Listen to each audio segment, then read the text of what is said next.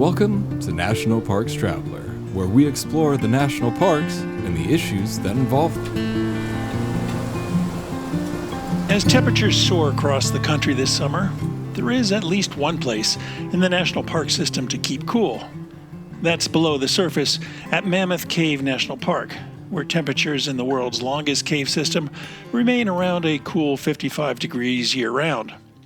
Mammoth Cave National Park in Kentucky is a World Heritage Site and International Biosphere Reserve. It was designated a national park in 1926 and fully established and opened in 1941, 80 years ago. At 412 miles, the cave system itself is nearly twice as long as any other known cave system in the world. Geologists believe there may even be a couple more 100 miles of undiscovered passageways.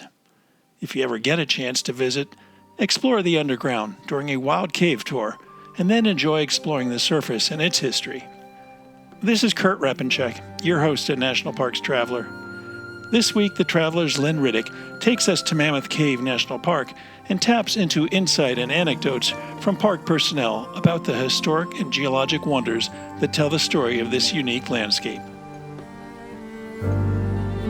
The Blue Ridge Parkway Foundation is the primary nonprofit fundraising partner for the Blue Ridge Parkway.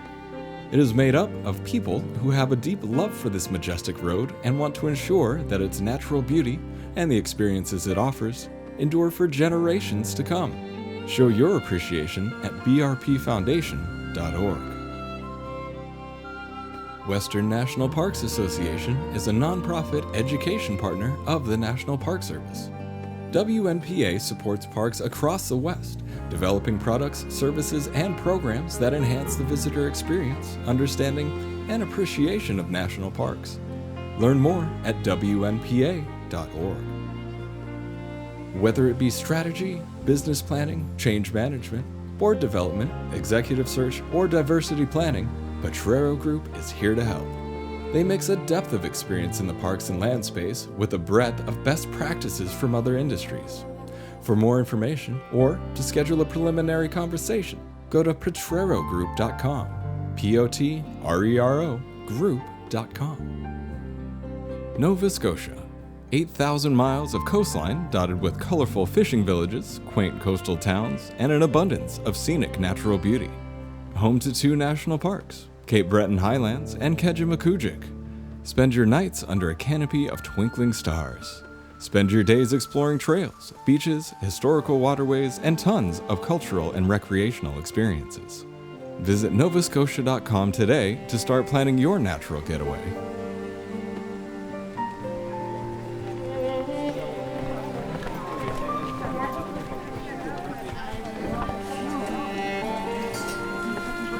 I have to admit I was a little apprehensive as I descended the steeply sloped paved walkway to the cave entrance for the River Styx tour.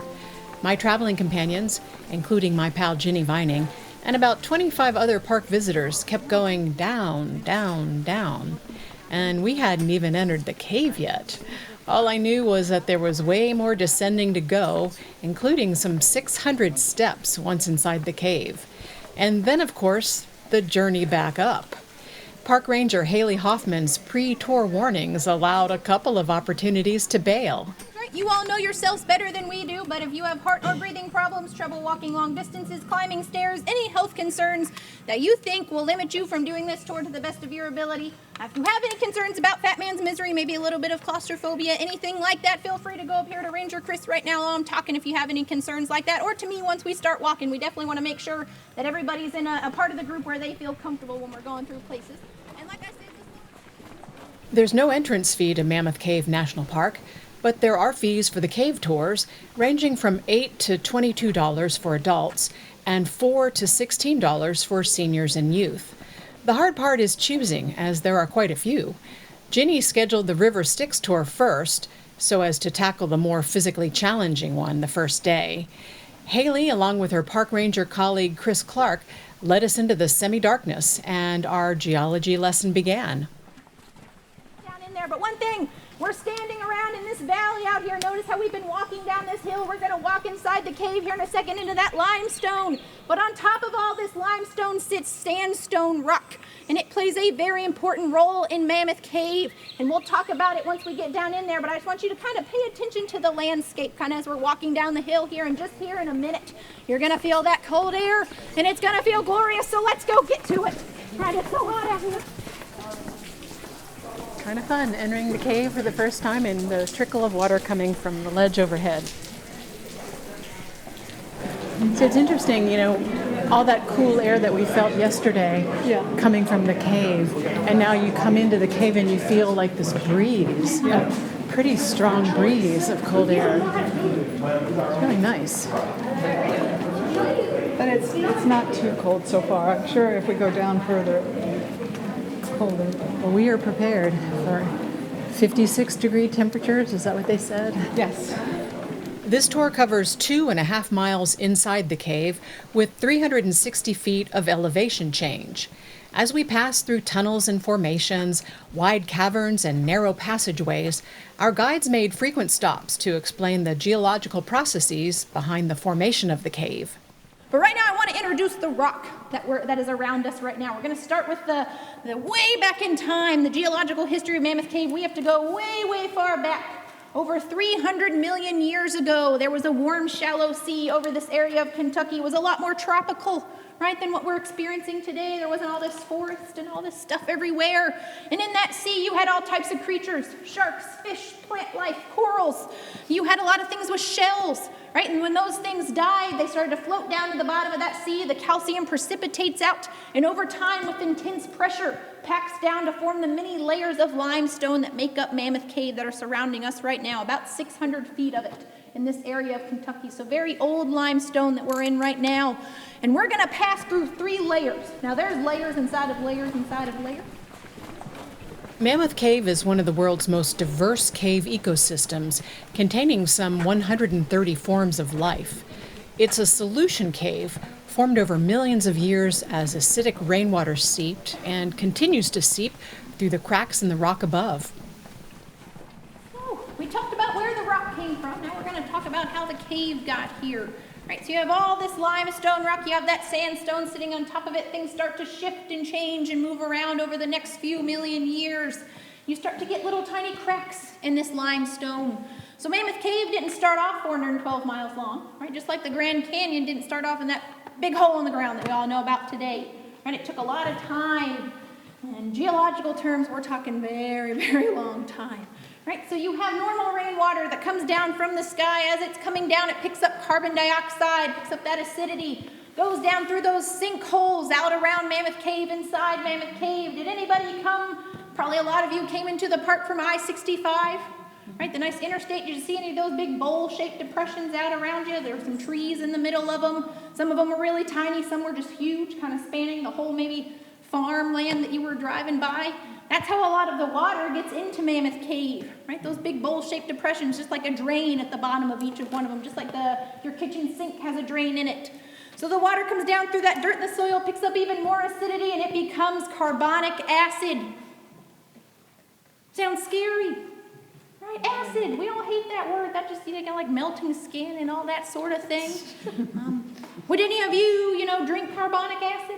Yes. Yeah, right? You sure would. Because I'm sure some of you have it maybe once a day, maybe once a week if you're really good, maybe never, right? If you're a really good human being, right? You don't want to ingest that stuff. But if you drink Coca-Cola, 7-Up, Mountain Dew, Dr. Pepper, even just the bubbly water, right? You look on the first ingredient, carbonated water. Because if they labeled it as carbonic acid, nobody would buy it ever again, right? It would sit on the shelf forever. But that's what carved out Mammoth Cave, that carbonic acid, that water mixing with that carbon dioxide. It slowly starts to dissolve away this limestone rock. It's very soluble. Mammoth Cave's 412 miles with 5 distinct passageways squiggle above and below each other like noodles in a bowl. There are 4 fossil levels and a river level. We passed along a walkway above the underground river Styx, some 300 feet below the surface. Here the water is still working to lengthen the cave. It's an eerie feeling to look down at the dark, foreboding water, hoping your feet don't slip. But alas, there are modern safety amenities at the ready. So I just love that we passed a life preserver.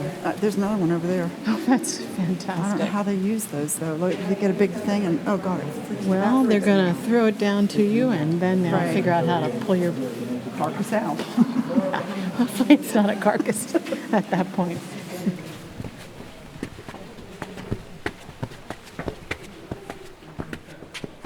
One of the highlights of the tour, or should I say lowlights, was when Ranger Haley instructed us to turn off our battery-powered lanterns. All right, but go ahead and take that little green button on your lantern. Just go ahead and don't hold on to it. Just give it one quick press.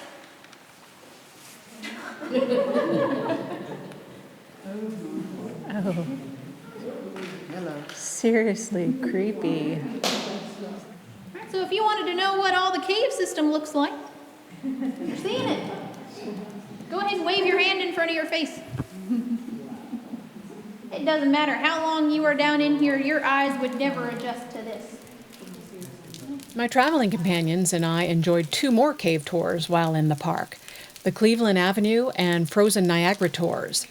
They offered a close-up view of geological phenomena and carried us back to the time of the early explorers who ventured deep into cave passages despite the limitations of the era.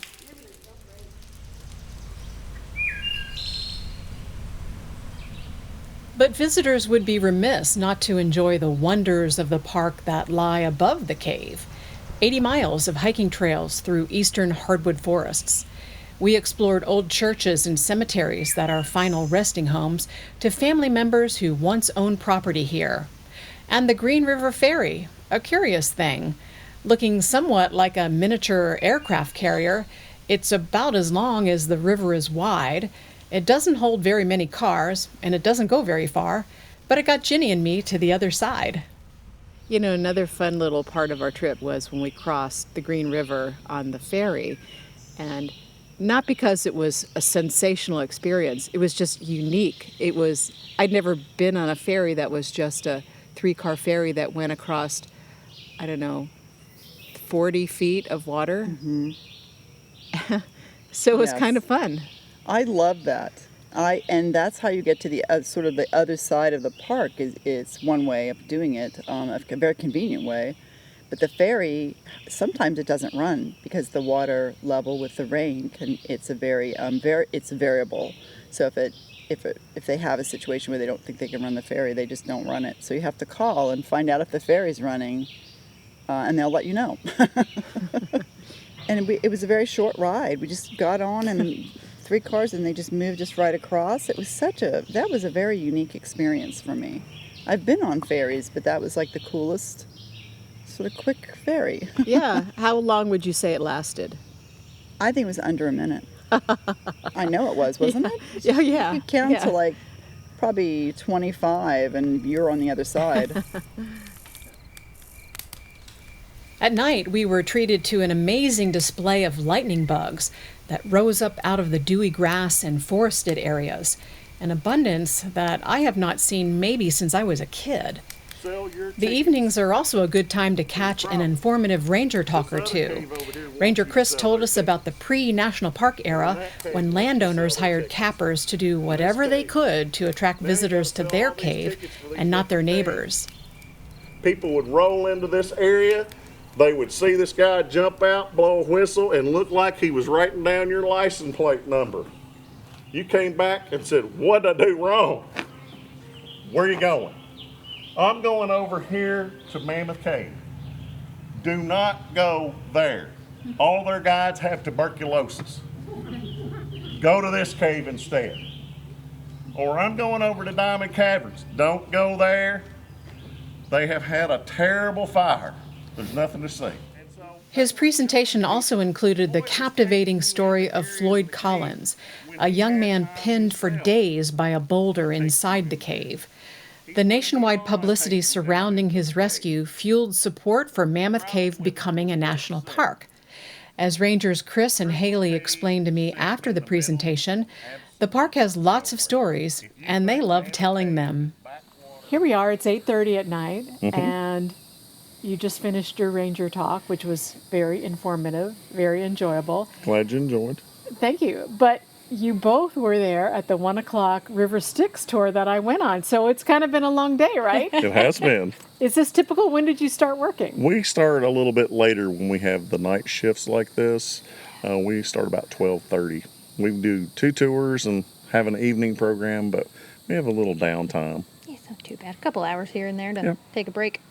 Very enjoyable. So last night we came to the talk about the cave wars, and tonight was mostly about Floyd and getting stuck in the cave, and Yes, then ma'am. also the robbery or the burglary or the destruction of the cave that happened in 1999? 95. 95. So how do you select the topics of these ranger talks? I try to do it on something that I enjoy talking about. So you 'Cause can pick whatever you Yeah, want? yeah. We can. There's thankfully with Mammoth Cave, there's a lot to choose from, and we're able to do pretty much whatever we want. This cave has such a rich history, both underground and above ground, that we don't lack for topics to discuss.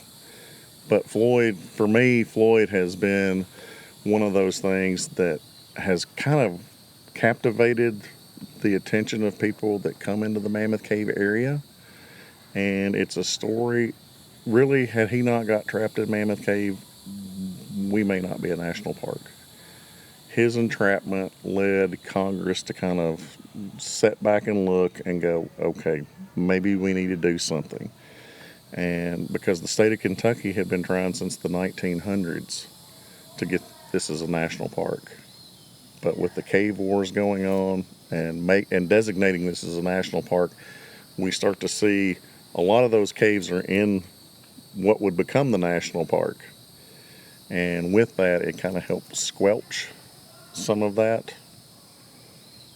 Interesting, because here you have a guy, 37 years old, 38 37 years old, and he gets trapped, and it captures the attention of a nation. Because I think there's something really scary about getting trapped in a tight place and days upon days, and everyone is working toward your retrieval, and it doesn't have a good ending. No, it does not. And when I say it captivates like a crowd still, this was one of the first big news stories of then young radio. And Congress would stop every day just to get the updates on the rescue efforts here. And it also captivated the attention of a young boy at that time too, who kept asking his family to come here and being told no. And later on, this gentleman was very successful. Someone tried to take his life. They were unsuccessful at that. And as he's sitting back, he's thinking, I can now go to Mammoth Cave. I'm the President of the United States. I can do what I want. What president? That was Ronald Reagan. And inside the cave, from what I've been told, he sang the death of Floyd Collins, and he knew it. He knew it, word for word. Oh, come all you young people and listen while I tell the fate of Floyd Collins, a lad we all knew well. His face was fair and handsome, his heart was true and brave. His body now lies sleeping in a lonely sandstone cave. I'm Lynn Riddick in Mammoth Cave National Park, and I'll be right back after this short message.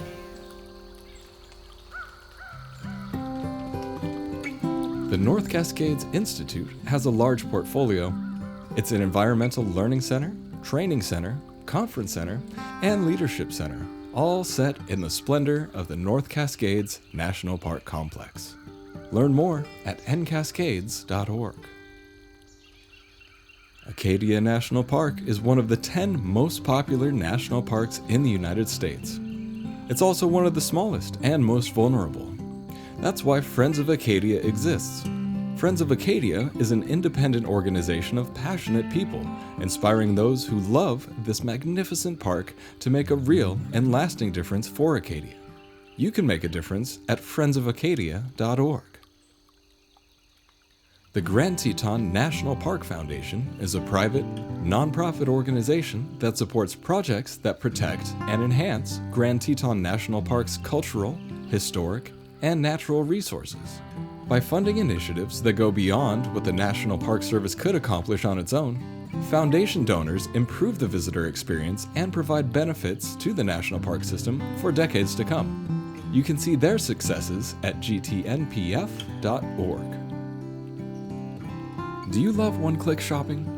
With our partner, Interior Federal Credit Union, you can earn rewards just by making online purchases.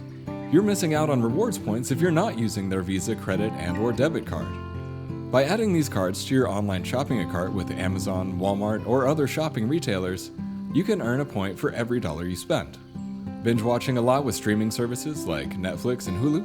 Use their card for recurring payments to earn points as well. Visit their website, interiorfcu.org, and read their blog for more details and how to apply. Washington State is graced with 3 spectacular national parks, each different and special in their own unique ways.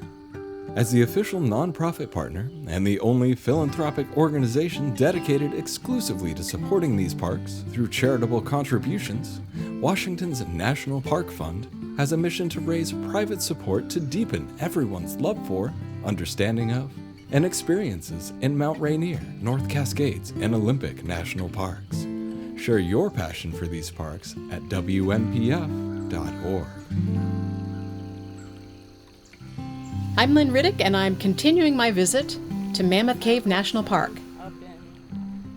For more historical perspective, I met up the next day with another park ranger, although the idea to do the interview inside the cave came a little too late. Well, what better way to spend a hot, muggy Kentucky day than in a cave? And to tell me all about Mammoth Cave National Park is Autumn Bennett, who is with the Park Service and an interpretive ranger here. Well, thank you for meeting with me on this hot day. We're sitting in a picnic area under the shade, and it's just a beautiful day, not counting the heat. And what's the temperature today, do you know? I think 100 in the shade. Yeah, 100 in the shade feels like it. Well, tell us a little bit about the national park and the cave that you have here. Mammoth Cave National Park was established in 1941. Prior to that, this area was home to over 500 families, little farming communities, churches, general stores. Being a native Kentuckian, we always say this is Kentucky's gift to the world, of people having to give up, in most cases, the only home they ever knew, so that we can share this place with the world. How many miles of the cave are available for exploration by tour groups? We currently tour roughly 14 miles of cave. So a lot of our tours overlap, but that's 14 miles of the known 412. In order to enter Mammoth Cave, you have to be on a guided tour. Even the self-guided tour goes a quarter of a mile in the cave, but there are guides down there. I often say we have over 400 miles for you to get lost, and we would never know where to look for you. So I think a lot of times people are surprised that you can't just sign a sheet and go exploring in the cave. And so on guided tours, we have a lead ranger and a trailing ranger. Try to keep the group together and just make sure people are safe. Lantern tours are my favorite to lead. I love the nostalgia of seeing a cave with a flame, with a lantern, like those folks in the 1800s would have seen it. It took brave souls to go into the cave in those early days. It did. Even braver 5,000 years ago, though. I have immense respect for the first explorers, the late Archaic, early woodland Native Americans who explored Mammoth Cave with burning torches, burning sticks. Because I would go a lot further with a lantern than I would go with a torch. That's right. So to me, it's interesting driving around the park or walking around the park, is that we are on top of the cave. Are we on top of the cave right now where we sit? I am not 100% sure, but potentially. The visitor center, the hotel, does sit above some cave passageways. The cave is basically in a hill, and at the bottom of the hill on the surface is the Green River, and at the bottom of the hill inside the cave are the underground rivers that carve out passageways and are tributaries to the Green River. As I like to say, eons ago, rain figured out it was easier to go through the hill to get to the Green River. Rather than cut valleys, it made caves. One of the first economic uses of Mammoth Cave by modern people was the mining of saltpeter for the making of gunpowder during the War of 1812. That industry gave way to cave tourism and the subsequent competition among various landowners who were lucky enough to own the land above. Saltpeter mining. That was a very lucrative business. During the height of the war, saltpeter was about $1 a pound, which was really good money. After the War of 1812 ended, trade resumed. You could get saltpeter cheaper from other sources, and so the owners of the cave started looking elsewhere. And it turns out people started knocking on the door, wanting to see a big dark hole in the ground, and we thought, well, charge money to see that. So cave tourism here has always been fairly lucrative, Mammoth Cave being the first in this area. Later, other privately owned caves joined in with that and reached a pinnacle in the late 1800s. This area is what is known as the cave wars. So people were fighting over tourist dollars. You had several other privately owned caves that were hoping to cash in on just people wanting to see these places. So tell me about the history of the slaves that worked here and helped develop what would later become the national park. I hesitate to say that the history of enslaved individuals began with Mammoth Cave's use as a saltpeter mining operation in 1809. I feel like America itself was built on an intertwining of lots of cultures. And as people moved west of the Appalachian Mountains, they brought enslaved individuals with them. But as far as the earliest record of enslaved individuals working in Mammoth Cave would be for that saltpeter mining operation for the War of 1812. Not a lot is known about that time period. Records, if they were kept, have either not been found or have been destroyed. We have references that maybe 70 men worked total in the mining operation. Imagine the majority of those would have been enslaved individuals. They also had to have food and shelter, and definitely the behind the scenes on the surface isn't as well known either. Most of the attention gets paid to the saltpeter mining operation itself.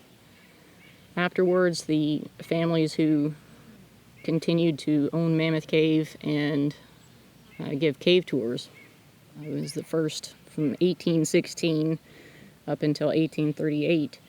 It was a family business of sorts. You had the Shacklefords, the Gatewoods, the Millers, and their sons would lead people through. But also imagine that it wouldn't have been uncommon for them to, if they had enslaved individuals, which I believe the Gatewoods and I know the Gatewoods did, that they would have been in some capacity on cave tours. Definitely on occasion, maybe carrying fuel, lanterns, food. But as far as a guiding tradition, that started 1838. Stephen Bishop was brought to Mammoth Cave by Franklin Gorin and tasked with learning the cave routes and exploring the cave. He would often explore with visitors, supposedly crossed bottomless pit with a man by the name of H.C. Stevenson, according to first-hand accounts. He went on to discover the underground rivers in 1841. In 1838, he was also joined by Nick and Matt Bransford, They were leased from a fellow by the name of Thomas Bransford. Do we know that once slavery ended, those men continued to work in the cave doing tours? They did. There's stories that Nick started selling eyeless fish, preserved one in a jar for $1.50, if I remember correctly, and $3 for a live one. And he was saving up money to buy his freedom, which Stephen had already had by that point, because Stephen was freed by Dr. Cron's will. Dr. Cron died in 1849. Dr. Cron had purchased the cave from Franklin Gorin in 1839 and continued to enslave Stephen and lease Nick and Matt. So Stephen got his freedom in 1856. He got to live free almost a year. He died in 1857. Matt and Nick continued to guide here. Nick was the longest guide of the originals, Stephen, Nick, and Matt. Nick continued to guide, into the 1880s. I'm thinking he died around in the 1890s. Tell me about the CCC and the development of the park thanks to the help of those workers, and then also about the Black Americans that I understand had a camp. We're in the CCC. One of the camps was all black. In 1926, the original tract that Dr. Cron owned was purchased, and the National Park Association got the ball rolling on having this area designated as a national park.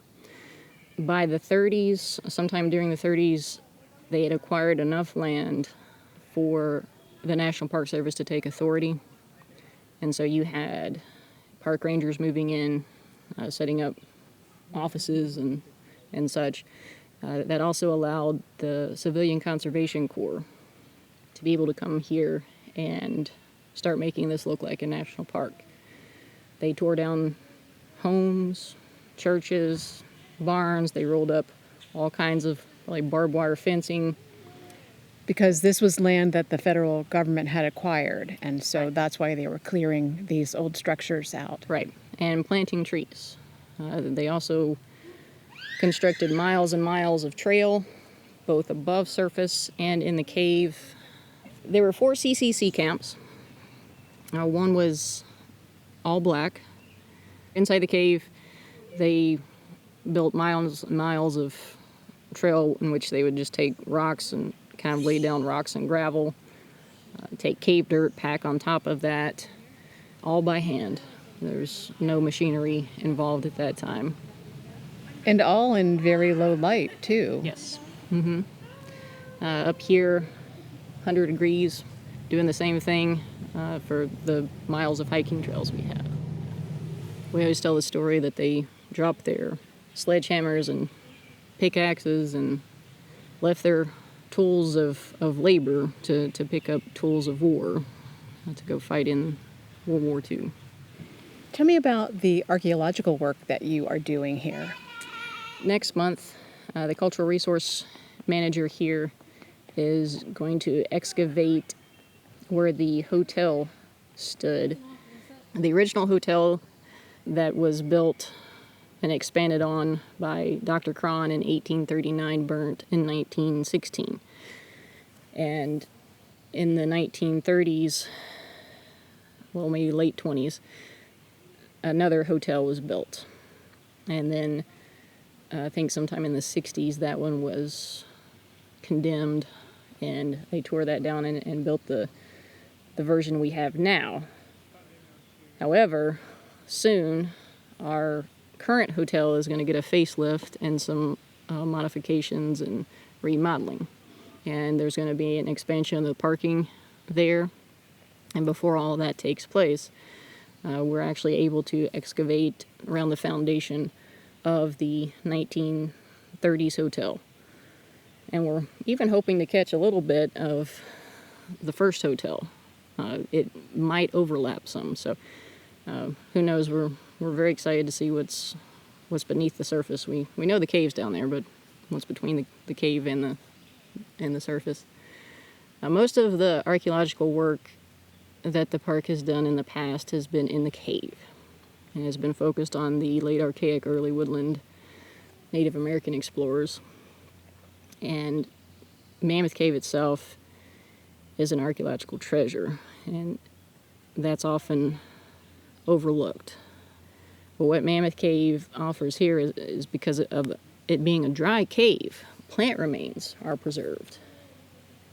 I can take you right now into the cave and show you a gourd that was brought in 4,000 or 5,000 years ago, 3,000, 4,000, 5,000 years ago, and it looks like it was brought in yesterday.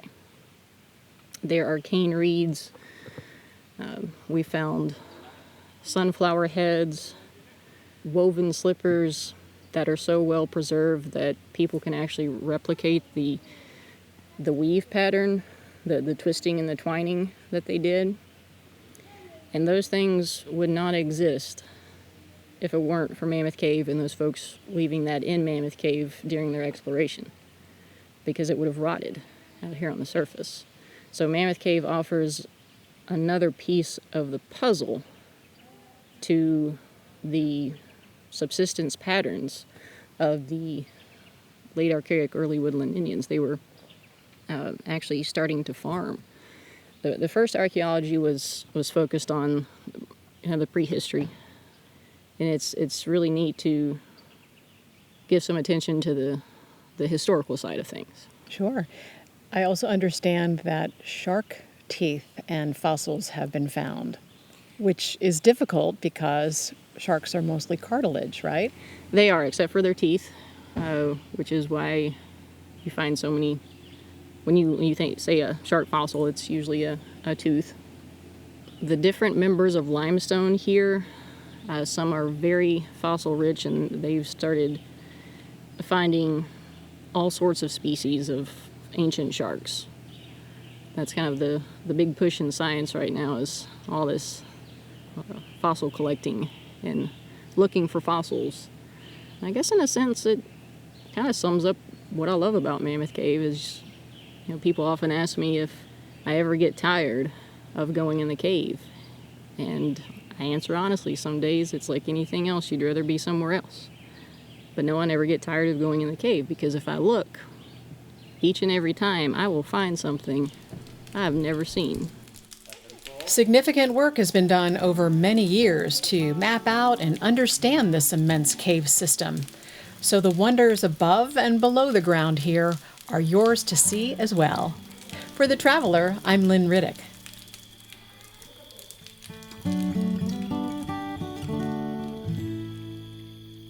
That's our show for this week. We hope you enjoyed it. National Parks Traveler is a small, editorially independent 501c3 nonprofit media organization. It is not part of the federal government, nor is it a corporate subsidiary. It's your support that helps ensure the Traveler's news and feature coverage of national parks and protected areas indoors. You can make a donation at nationalparkstraveler.org. For The Traveler, this is Kurt Repenchek. See you in the parks. The composers and musicians at Orange Tree Productions have created a unique collection known as the National Park Series that has grown to include more than 30 CD titles. Composed against the backdrop of a park's sounds of nature, these musical scores will connect you with these beautiful places and take you there, at least in your mind. This collection is the #1 selling national park audio series in the world and provides the background music for National Parks Travelers podcast. Visit them at orangetreeproductions.com. Editing and production work for the National Parks Traveler podcast is done by Splitbeard Productions. You can learn more about us at splitbeardproductions.com. National Parks Traveler is a 501c3 nonprofit media organization that provides daily editorial coverage of national parks and protected areas. Traveler's coverage is made possible by reader and listener donations. Visit us at nationalparkstraveler.org.